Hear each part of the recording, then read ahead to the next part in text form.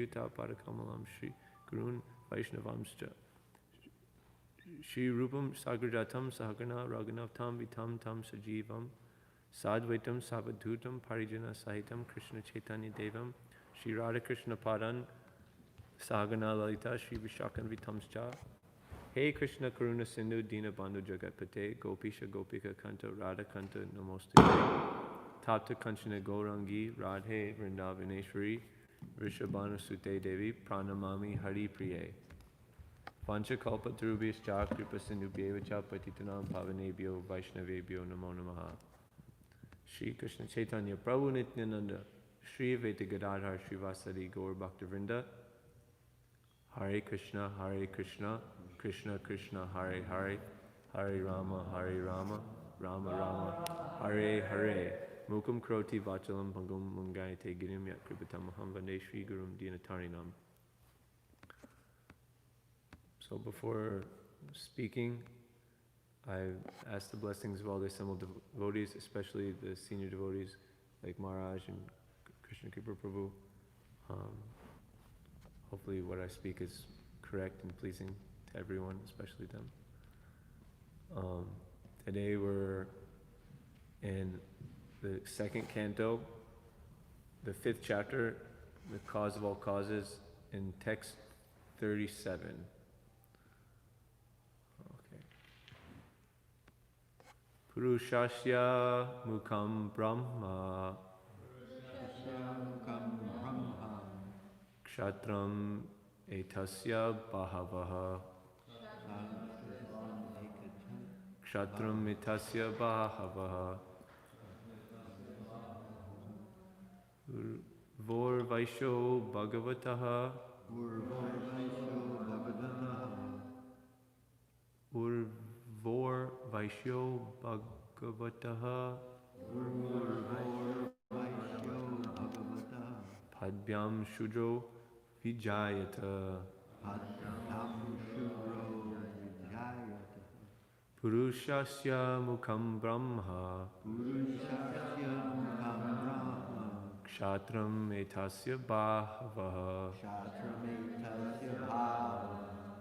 Urur Vaisho Bhagavataha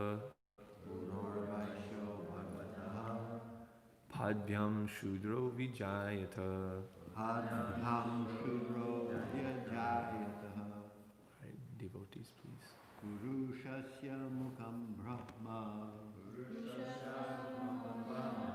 Kshatram Etasya Bhavaha Urvor Vaisho Bhagavataha Padhyam Shudro Vyajayataha.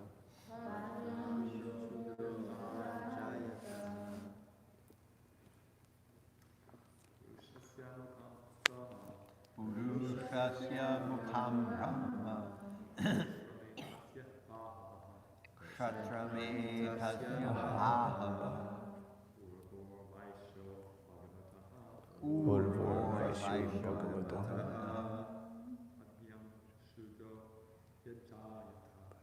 Padhyam Shudro Vyajayataha. Purushasya Mukham Brahma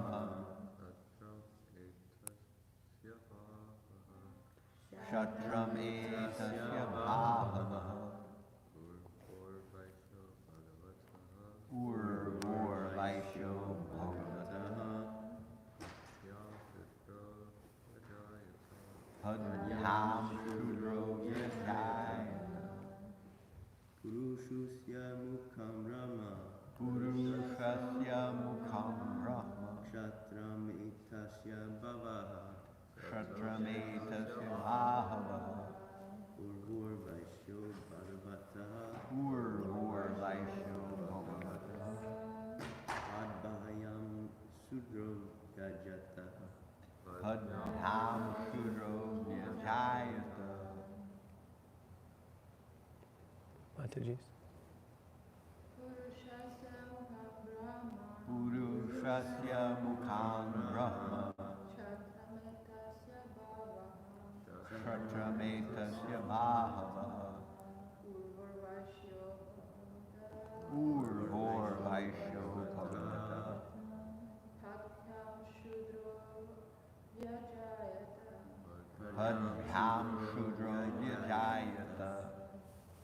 Purushasya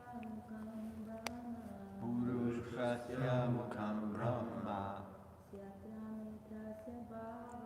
Kshatram ekasya Bhāgava Urvor Vaishyo Bhavataha Padmyam Shudro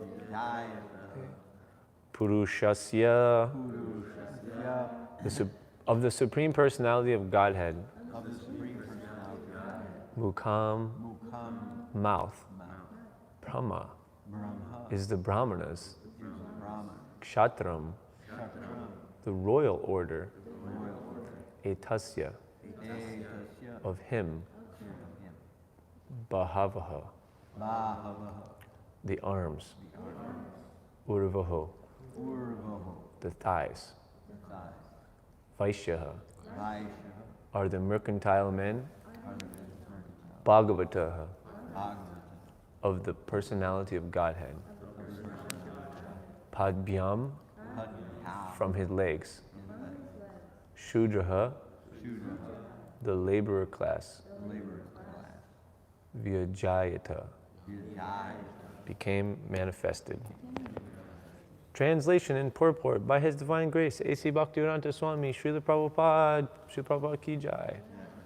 The Brahmanas represent his mouth, the Kshatriyas his arms, the Vaishyas his thighs, and the Shudras are born of his legs. Purport. All living beings are stated to be the part and parcels of the Supreme Lord, and how they are so is explained in this verse. The four divisions of human society, namely the intelligent class, the Brahmanas, the administrative class, the Kshatriyas, the mercantile class, the Vaishyas, and the laborer class, the Shudras, are all different parts of the body of the Lord. As such, no one is different from the Lord. The mouth of the body and the legs of the body are non-different constitutionally, but the mouth or the head of the body is qualitatively more important than the legs. At the same time, the mouth, the legs, the arms, and the thighs are all component parts of the body. These limbs of the body of the Lord are meant to serve the complete whole. The mouth is meant for speaking and eating. The arms are meant for protection of the body. The legs are meant for carrying the body. And the waist is meant for maintaining the body. The intelligent class in society, therefore, must speak on behalf of the body, as well as to accept foodstuff to satisfy the hunger of the body. The hunger of the Lord is to accept the fruits of sacrifice. The Brahmanas, or intelligent class, must be very expert in performing such sacrifices, and the subordinate classes must join in such sacrifices. To speak for the Supreme Lord means to glorify the Lord by means of propagating the knowledge of the Lord as it is, broadcasting the factual nature of the Lord and the factual position of all other parts of the whole body. The Brahmanas therefore are required to know the Vedas, or the ultimate source of knowledge. Veda means knowledge, and Anta means the end of it. According to the Bhagavad Gita, the Lord is the source of everything. Aham sarvasya prabhava, and thus the end of all knowledge. Vedanta is to know the Lord, to know our relationship with Him, and to act according to that relationship only. The parts of the body are related to the body. Similarly, the living being must know his relationship with the Lord. The human life is especially meant for this purpose, namely to know the factual relationship of every living being with the Supreme Lord. Without knowing this relationship, the human life is spoiled. The intelligent class of men, the Brahmanas, are therefore especially responsible for broadcasting this knowledge of our relationship with the Lord and leading the general mass of people to the right path. The administrative class is meant for protecting the living beings so that they can serve this purpose. The mercantile class is meant for producing food grains and distributing them to the complete human society so that the whole population is given a chance to live comfortably and discharge the duties of human life. The mercantile class is also required to give protection to the cows in order to get sufficient milk and milk products, which alone can give the proper health and intelligence to maintain a civilization perfectly meant for knowledge of the ultimate truth. And the laborer class, who are neither intelligent nor powerful, can help by physical services to the other higher classes and thus be benefited by their cooperation. Therefore, the universe is a complete unit in relation with the Lord, and without this relation with the Lord, the whole human society is disturbed and is without any peace and prosperity. This is confirmed in the Vedas. Brahmano sya mukham asid bahu rajanya kritaha. Okay, any questions? Prabhupada gave a pretty good purport. I don't think there's more. I didn't get to that in my studies. I looked it up. Oh, thank you. It's Brahmanosya means Brahmanas. Sya means his from face. Asid, they are, and Bahu, King. the arms. Rajanya. Rajanya. That means the arms are his kshatriyas. So that's what it means. It's from three different. It's in three different. What is it? Rig Veda and several other things like that. Simultaneously, it's in three different places. Okay, wonderful. So this is talking about mostly the qualities of the Brahmanas. Prabhupada's mission for, starting Krishna consciousness, he wanted to make everyone Krishna conscious. And to do that, he wanted to establish Varnashram Dharma properly, because unless you have a platform for which the society can become Krishna conscious, then necessarily the society is going to degrade.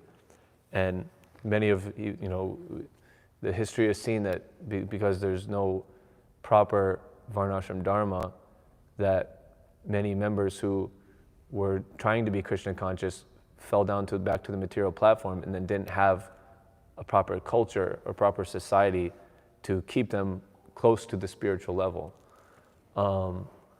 An interesting thing I just read in Jaiva Dharma, Bhaktivinoda Thakur says that a society's impiety can be measured by the absence of Varnashram Dharma.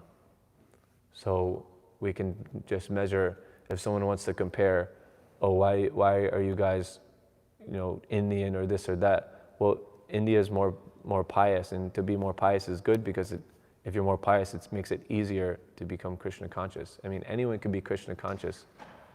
It's not barred from even the most sinful person or animal or plant. But if the society is actually pious, then more people can get more benefit because they have more opportunities. For example, everyone in India knows something about Krishna, where that can't be said about other countries. Some people have never even heard the name Krishna. But in India, if you're born there, it's practically certain that you're going to hear that. Even if you're born in a Muslim family or this or that, you're going to hear that.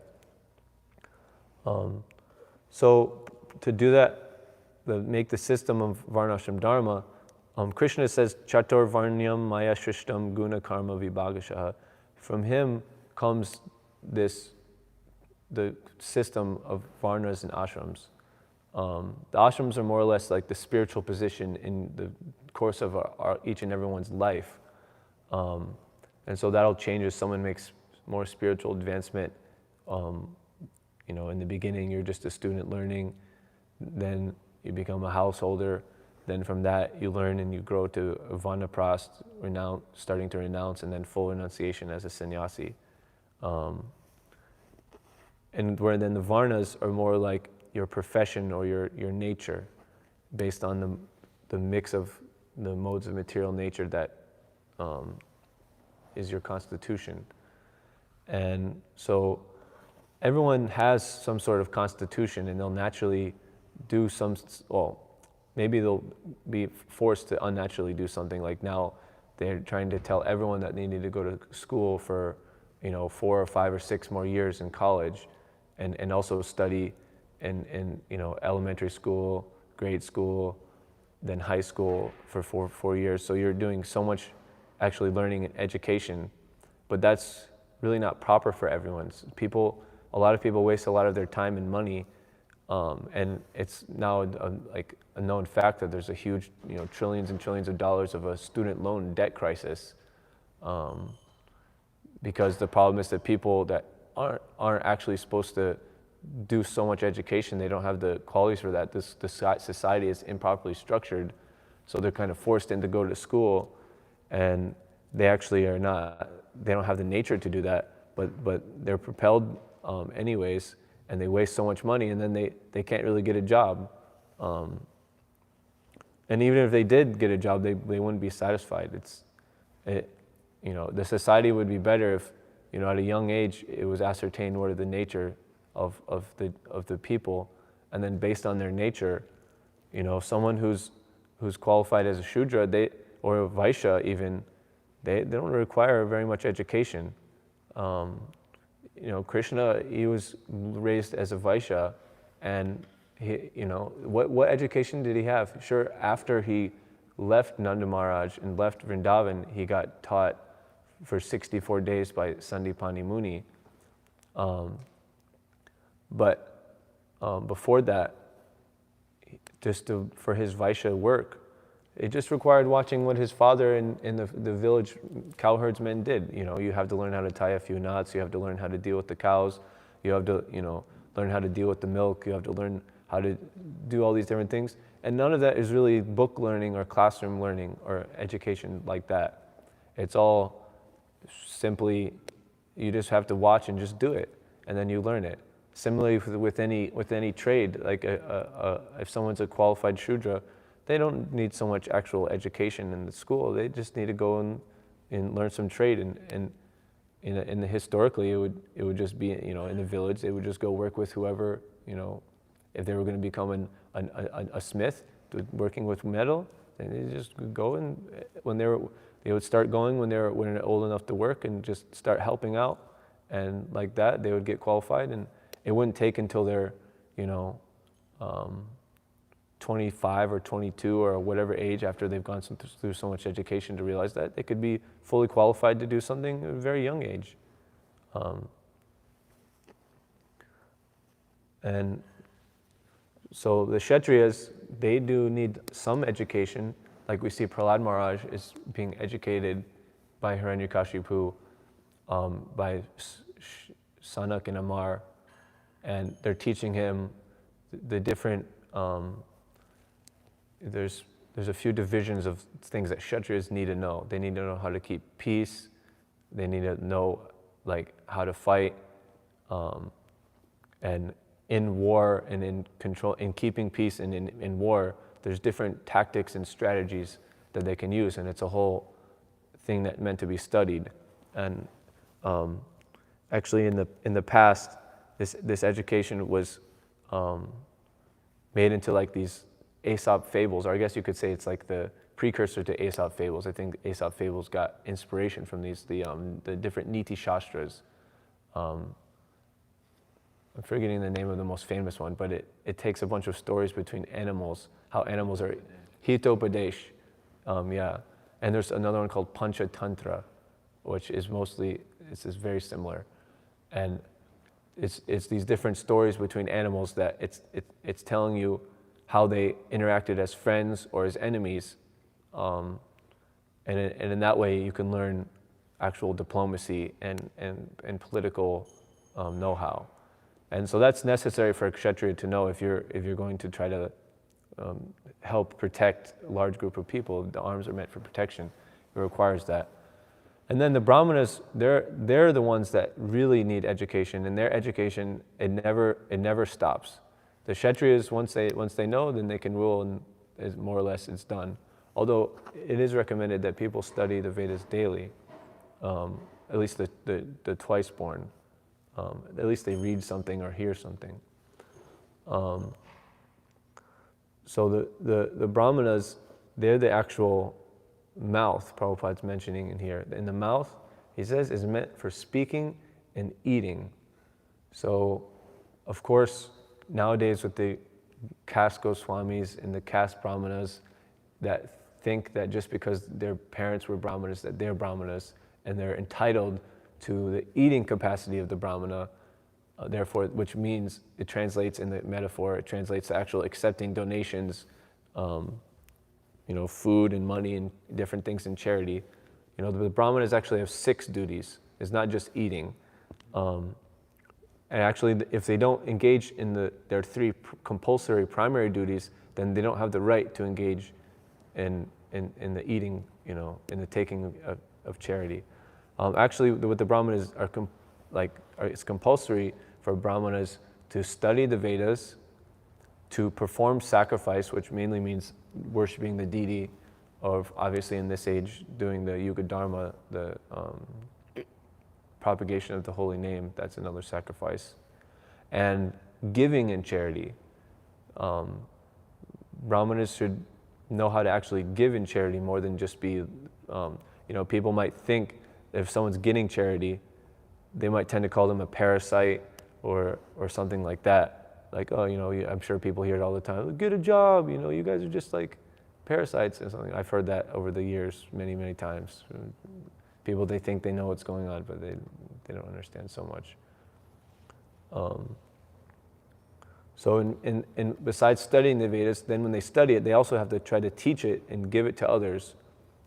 That's one way that they give charity. And in ISKCON, that's Prabhupada's genius, is that in his publishing of books, it kind of simultaneously hit all of these 6 duties.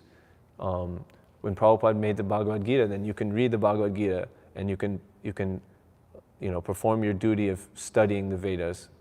Then you can give a class.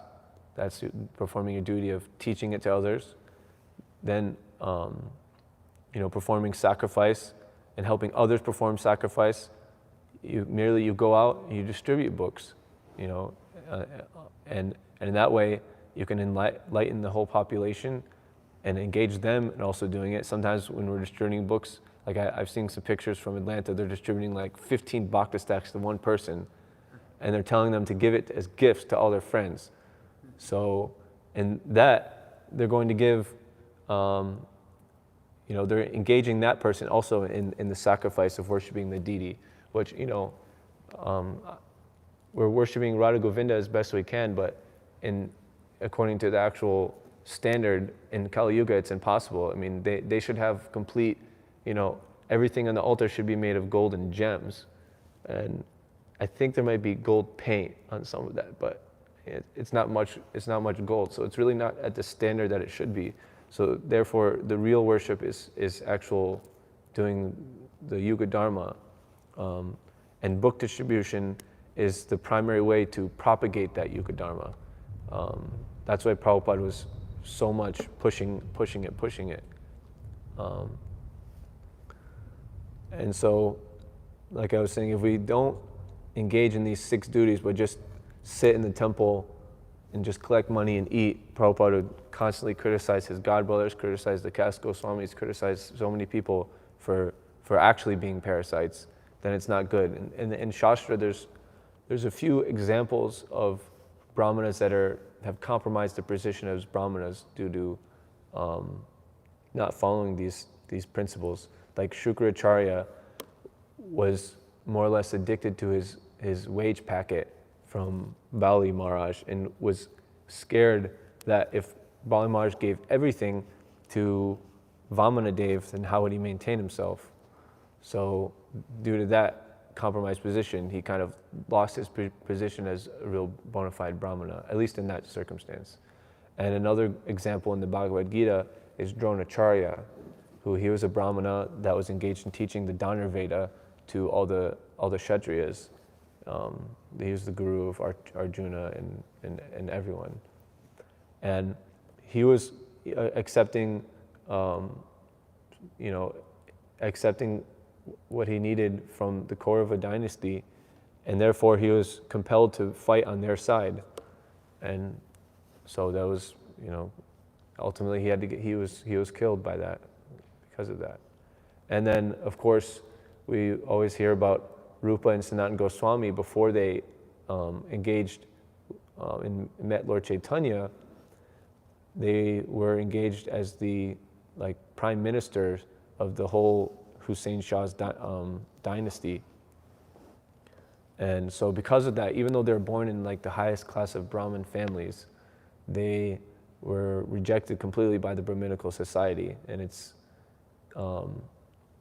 if a Brahmin engages in, like, if a Brahmin does the 6 duties properly, that will be sufficient to help his livelihood. You know, he can get enough. But if a Brahmana engages in another one's livelihood, he's considered like a dog. Like if he accepts a salary from someone, then he's considered no better than a dog. So therefore, Brahmanas never accept service. You know, they're only one they accept service from is the Supreme Lord. And Brahmanas don't mind being the dog of the Supreme Lord. That's their good quality, actually. And so today, I wanted to talk about some of the qualities of a Brahmana, and because becoming a devotee, one should develop all of these qualities. There's a famous verse, Yasyati bhaktir bhagavati akinchana sarvagunastatra samasa tesura harava bhaktasya kuto mahadguna manoratena sati devato bahi. And one who has unflinching devotional service to Krishna, all the good qualities of Krishna and the demigods are consistently manifest. So in the process of our devotional service, we should develop all of the qualities of the demigods, which means the qualities of a Brahmana also. And you know, we know that a devotee, a bhakta, is above a Brahmana. They surpass a Brahmana, which means that if you surpass something, that means you have all of the qualities of that and then some more. So of course in the beginning, we're all coming from our different circumstances. We can't expect everything to instantly come. It's a gradual process. But over the years, you know, over the days and months and years of performing devotional service, we should in ourselves notice these qualities increasing, and we should be able to perceive these qualities. Because when, you know, if you know about the quality, first of all, you have to learn about it. Then when you know about it, you can identify it in yourself and others. And then when you identify it in yourself and others, then you can appreciate it. And you know, when you appreciate it, it's kind of like when someone's talking about the appreciation of a loan. They're talking about it increasing in value. So when you appreciate something, it's a similar thing. Those qualities increase in yourself. So, and it's also helpful to be able to recognize the qualities in others. Then you can praise others. And you know, many times devotees are absorbed more in criticizing and finding the faults of others, which is very degrading to the consciousness and is really for only those with very high, strong Krishna consciousness, the gurus. They're the ones that are meant to find out the faults and correct them, whereas, you know, the practitioners were meant more or less to just try to find the good and hold on to that and increase that. And all this will help us in our Trinadapi Sunichana Toraiva Sahishnuna Amanina Manadena Kirtaniya Sadahari. We always want to do Kirtan of Hari, Kirtaniya Sadahari, and if we're able to always respect others and find good qualities in them, that'll be very helpful in the culture of our Krishna consciousness. So in the 7th canto, there's a list of the qualities of the Brahmanas, and before that, I believe it's Narada Muni talking to King Yudhishthira. He mentions the 30 qualities of a human. So I'm just going to just read through these 30 qualities of a human first, because I thought it was interesting that, like, if you don't have these qualities, then you're not even on the human platform, because we see so many people that they seem like they have human bodies, or even they might even be, you know, trying to be a devotee, but they haven't quite attained the actual what does it mean to be a human. Okay, so these are general principles to be followed by all human beings: truthfulness, mercy, austerity, which Prabhupada puts in parentheses, observing fasts on certain days of the month, bathing twice a day, tolerance, discrimination between right and wrong, control of the mind and senses, non-violence, celibacy, charity, reading of scripture, simplicity, satisfaction. Like I was mentioning before, a Brahmana they don't work for any kind of fixed salary. They understand that everything's related to, whatever the Lord is giving them, which is mostly based off their past deeds and misdeeds, and they're satisfied with whatever comes of its own accord. Rendering service to saintly persons, gradually taking leave of unnecessary engagements, observing the futility of the unnecessary activities of human society, remaining silent and grave and avoiding unnecessary talk, considering whether one is the body or the soul, distributing food equally to all living entities, both men and animals, seeing every soul, so it's bona fide if you distribute prasadam to the living entities in the trash. Anyways, that's what, anytime there's prasadam and according to our mundane vision, we see it going bad, that's what I tend to say when I relocate it to specific places. Because it would be offensive to just throw out prasadam, right? But I don't know, anyways. Seeing every soul, especially in the human form, as a part of the Supreme Lord. Hearing about the activities and instructions given by the Supreme Personality of Godhead, who is the shelter of saintly persons. Chanting about these activities and instructions. Always remembering these activities and instructions. Trying to render service, performing worship, offering obeisances, becoming a servant, becoming a friend, and surrendering one's whole self. O King Yudhisthira, these 30 qualifications must be acquired in the human form of life. Simply by acquiring these qualifications, one can satisfy the Supreme Personality of Godhead. So each of these things are, we can try to meditate on how we can acquire these qualities and increase the quantity of the qualities that we already have. So now there's 10 specific qualities of a Brahmana, and Prabhupada mentions to make advancement in Krishna consciousness, one has to become a Brahmana with the below mentioned symptoms. So they control the mind and their senses, they do austerity and penance, they have cleanliness, they're satisfied, and I'll talk a little bit about each of these qualities after I list them. They have the quality of forgiveness, simplicity, knowledge, mercy, truthfulness, and complete surrender to the personality of Godhead. So the first one is control of the mind and senses, which that was also mentioned as a human, just the quality of a human being. So maybe one understanding is that the Brahmanas have more control over their mind and senses than just a human being.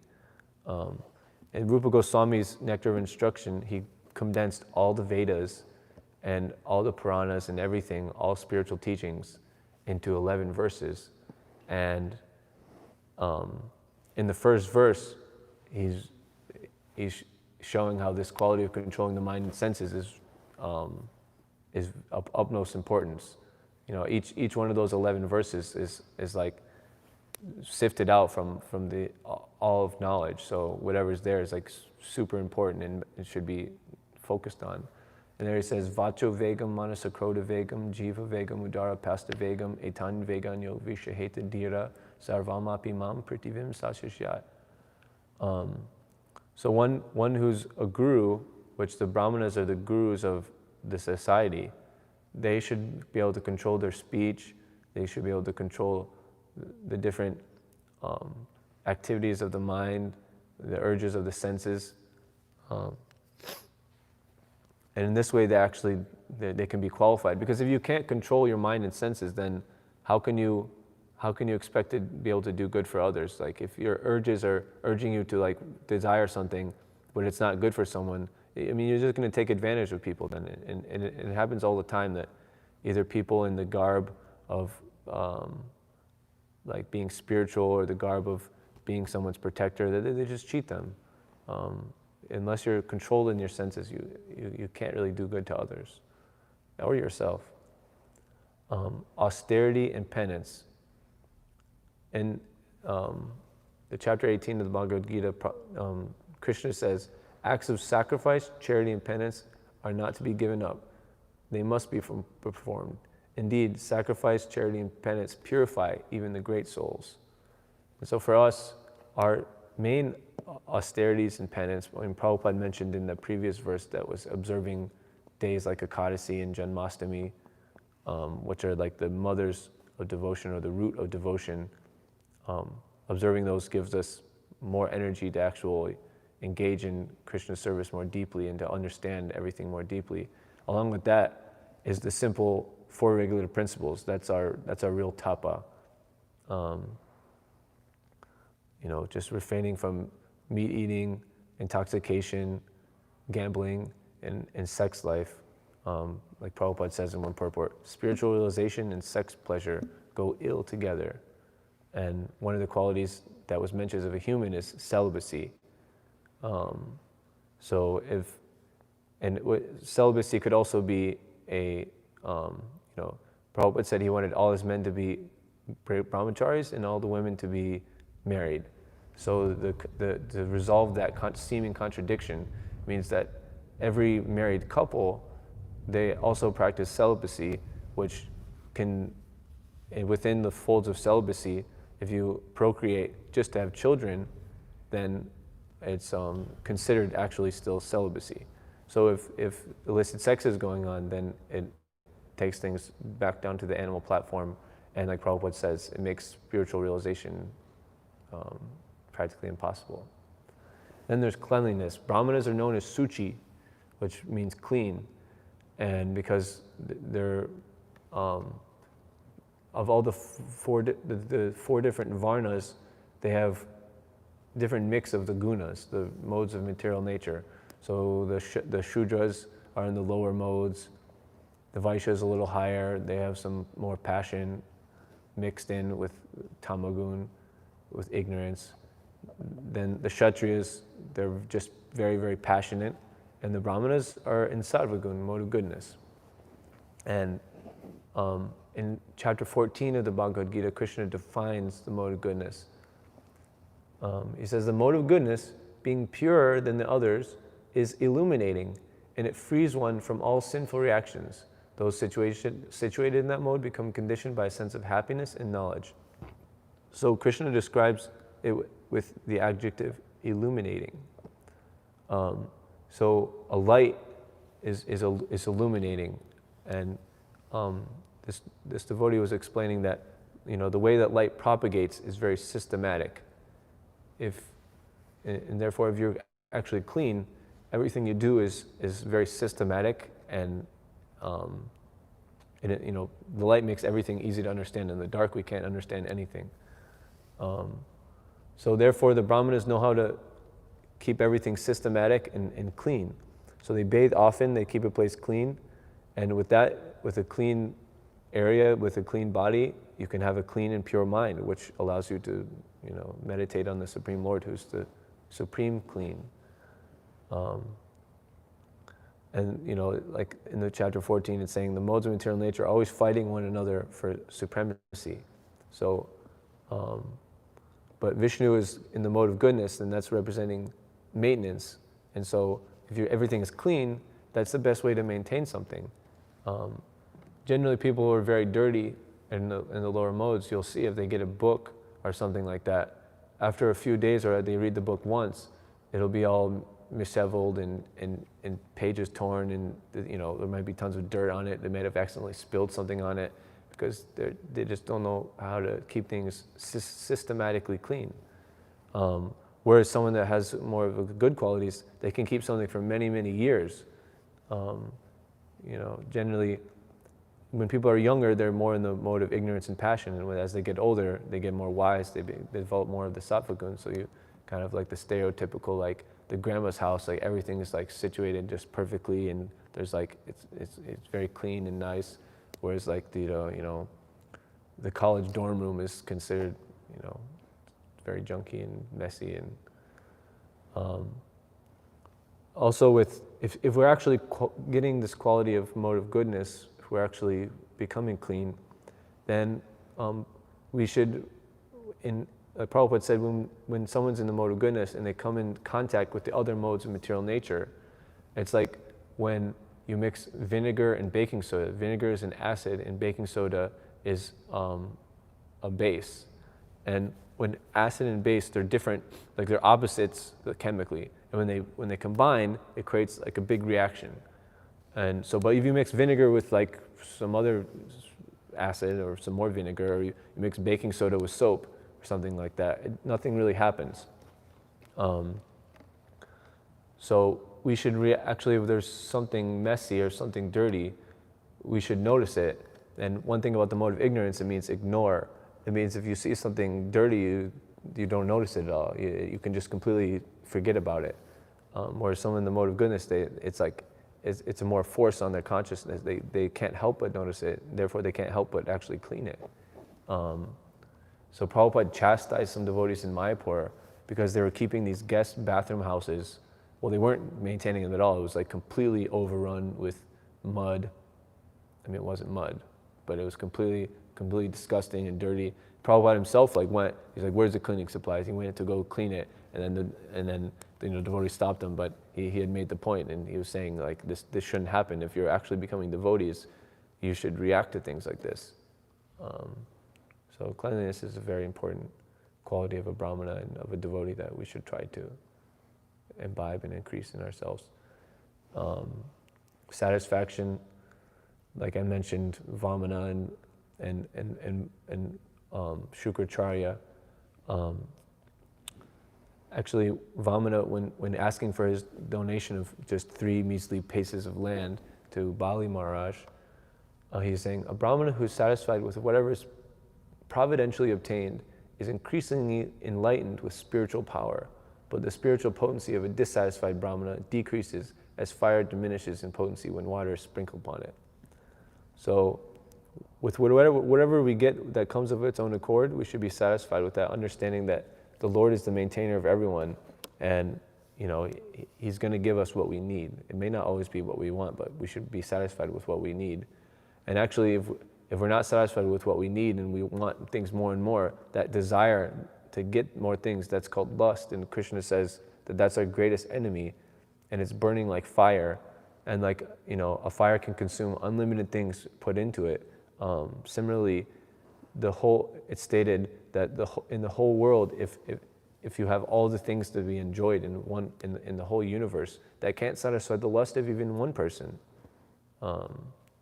So satisfaction is very important. Lust can't be satisfied, but if you practice satisfaction, then you can be happy. Forgiveness is a quality of a Brahmana. And in the Chaitanya Charitamrita, there's a nice example of Lord Chaitanya. He was being actually blasphemed by the son of his devotee named Amoga, and Amoga was criticizing how much the Lord ate, and therefore he got he ended up getting leprosy and all these terrible things. But the Lord simply tolerated it, and actually even though the Amoga's parents wanted him to die, he went and he forgave him and gave him good instruction, and then he became a good devotee after that. Simplicity is another quality. And Prabhupada says in the Gita, when Krishna is talking about the different things of knowledge, simplicity means that without diplomacy, one should be so straightforward that he can disclose the real truth even to an enemy. So devotees should be simple-hearted and straightforward. It's very simple. The more that we try to make stories and tell things that aren't, sometimes you can say something and you can tell yourself that it's not a lie, but the person is going to interpret it as not the thing that's the right thing, but you never directly lied. Kids do that all the time. Guru Maharaj gives a funny example. If you get milk in India, apparently it's a big headache because there's so many people trying to cheat you getting milk, or they water it down or something. So he'll ask the milkman, he's like, "There's water in this milk. Why did you put water in this milk?" He accused the thing. And he said, "I didn't put water in this milk." So So he's saying maybe the guy in the back of his head, he's thinking, well, I didn't, but I got my friend to do it. Or like, I didn't put water in this milk, he put like chalk or something like that. Or, whatever it is, like, so, but that's not simple. That's being duplicitous. And duplicity also will contaminate our consciousness. A Brahmana should be knowledgeable. Like, the end of all knowledge means to know the Lord, to know a relationship with Him, and to act according to that relationship only, Prabhupada says in this purport. So real knowledge is in the Vedas, and the Vedas can be split up into just 3 categories of knowledge: Sambandha, Abhideya, and Prayojana. So in the sense, to know the Lord and know a relationship with Him, that's considered Sambandha. And to act according to that relationship is considered Abhideya, like our practice. And then the Prayojana is the end goal of where we're trying to go in acting in that relationship. Of course, mercy is a necessary quality. That's like one of the qualities of a Madhyama Adhikari devotee, is that they're merciful to those that deserve the mercy, and they avoid and neglect those that aren't qualified to receive mercy. And basically, if someone's innocent, then they're qualified to receive mercy. If they're envious of the devotees, then the most merciful thing you can do is avoid them, because if you make contact with someone that's envious too much, that you're just giving them a circumstance where they can have a guaranteed aparad, stamped in their file, which is not good for them. So avoiding them is sometimes the best thing. Truthfulness, Prabhupada says in the Gita in chapter 10, verse 4 through 5 in the purport, Satyam, truthfulness, means that facts should be presented as they are for the benefit of others. Facts should not be misrepresented. According to social conventions, it is said that one can speak the truth only when it is palatable to others, but that is not truthfulness. The truth should be spoken in a straightforward way so that others will understand actually what the facts are. If a man is a thief, if people are warned that he's a thief, that's truth. Although sometimes the truth is unpalatable, one should not refrain from speaking it. Truthfulness demands that facts be presented as they are for the benefit of others. That is the definition of truth. So with whatever we're speaking, we should try to say it for the benefit of others. But sometimes it may not be our place to speak for the benefit of certain individuals, and we should have a delicate understanding of everyone's natures and how to deal with them. And sometimes you can just bash someone over the head. I'm just speaking the truth, but it may not be the correct application in certain circumstances. And complete surrender to the personality of Godhead. So that's the conclusion of the Bhagavad Gita. Sarva dharmam parityaja mamekam sharanam vraja aham tam sarva papebhyo mokshishyami ma shuchaha. Just give up everything and surrender to the Lord. Surrender to the Lord is defined in the Hari Bhakti Vilas. Prabhupada puts in that purport as anukulyasya sankalpa, to determinedly do things which are favorable for devotional service. Pratikulyasya varjanam, to reject unfavorable things of Krishna conscious. Rakshishyatiti vishvaso, knowing that Krishna is your protector in all circumstances. Goptritve varanam, that Krishna is your maintainer, so there's no need to worry. Atma nikshepa, that Krishna is the only basis for progress in life. And karpanya, to understand one's otherwise helpless condition. And so if we have this last quality, actually, this is the main quality that we want to enrich in our lives, and this is like the root of all the other qualities we can see. There's a connection. If this becomes strong, then all the other ones can also become strong. Then you can be satisfied, then you can be merciful, then it's easier to be truthful and simple and clean. It's easier to do austerities. So like that, these are some of the qualities of a Brahmana. And there's 30 seconds if anyone wants to just make a quick shout out. No, I'm just kidding. We can have a small discussion, but I don't think devotees like to go much past 9 o'clock. Sorry for yabbering and jabbering too long.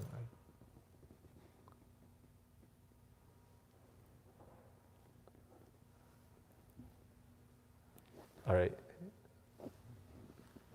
So, I was talking with a devotee the other day, and sometimes in our book distribution, people give us things that are unofferable. And so they were asking me about what to do if someone gives you karma ratings or... Yeah. Okay. Because they were saying like... So I've heard from senior devotees who've been asked this same question. Like this one very senior devotee was in India and... What is the question? Okay, so I'll repeat the question. Sometimes on book distribution or just in general, if you receive something, like someone wants to give you something, but it's unofferable to Krishna. So what do you do? For that person, it's very important that you accept it, but for your own sake, it's very important that you don't use it. So in general, like let's say they want to give you a loaf of bread. Okay, you accept the loaf of bread, but then you just you chuck it out afterwards. But there's this one guy that, I don't know why, but I was saving the spot in Union Square, and he came up and he just asked me if I could accompany him to the hospital, and I would have to sign him in, and then I would come back a couple hours later after surgery and sign him out, because apparently you need to do that, I think because he was on sedatives or something like that. And I just did it, and then ever since then, every time the guy sees me, he just throws me some random thing from, what's the store? Whatever, some stupid store, like Panera Bread or something like that. Some little packaged cookie or whatever it is. And so I'm always really grateful, because it's important for people to understand that they should give something. Actually, it's a Vedic thing that it said if someone comes to your house asking for charity and you have nothing to give, at least give them some ashes. Because then you're actually, even though the ashes is worthless, they can use it to polish their brass or use it to do something, and you're giving them something. So it's good for people to start giving something to Krishna. Krishna says everything should be offered to me. So someone that has that inclination, you shouldn't deny them. You should encourage that. But on the other hand, for our own self, we can't utilize karmic grains, or there's so many things they could give us. If we can't utilize it, then if you ate what they gave you, then according to Lord Chaitanya, eating karmic grains will give you karmic brains, and we don't want that. If we're actually surrendered, we don't want that. Surrender means accepting everything favorable and rejecting everything. So then you just chuck it in the trash. So you don't accept it, but you appreciate it, and then also you can. It's according to your expertise, you can get them to actually give you something usable in Krishna's service. But don't try to stymie their actual desire to give you something, according to the circumstance. This guy just runs by and just throws it. I'm in kirtan, I can't even say anything to him, and it's happened for years and years, and I don't know what to do, so I just look happy and I take it. But if there was another circumstance where I could actually talk with him, I don't know if I would directly explain that these things are unofferable and I don't want them, and because that might get a bad reaction from him. But maybe I could say I really like fruits. Would you mind giving me a banana or something like that? Because then it's something, you don't disturb their honest, thing, but you also don't disturb your Krishna consciousness. Okay. So they were also asking because they see homeless people, but they can't give that unofferable thing to someone else because they'll incur sin, So the thing only That's and this one devotee, he also said one time he got sweet rice that was cooked by someone, but it wasn't up to a real standard of his standard, and so he was instructed by his guru to just give it to someone else, because it's also good for people to understand that they should accept things from a sadhu. But I think in our circumstances, it's usually better. I mean, you could give it to someone in need, but it's very tangentially Krishna conscious. It may be considered a good pious deed, giving someone something to eat, but unless it's Prabhupada was, stressed, give them prasadam. Give them natural knowledge, give them the Maha Mantra, things like that. That would be charity, but it's not really Krishna conscious charity. So as far as possible, we want to try to avoid that. Anything, Maharaj? Where were you reading from these qualities? That was in the 7th canto in chapter 21. It's basically when Yudhisthira is like asking about the Varnas, and so Narada Muni, I think, is explaining that. And I mean, the things those just had listed 10 qualities. All right, Grantaraj Śhrīmad-Bhāgavatam ki jai, Radha Govinda Mahaprasadam ki jai. Gaur Premanandi.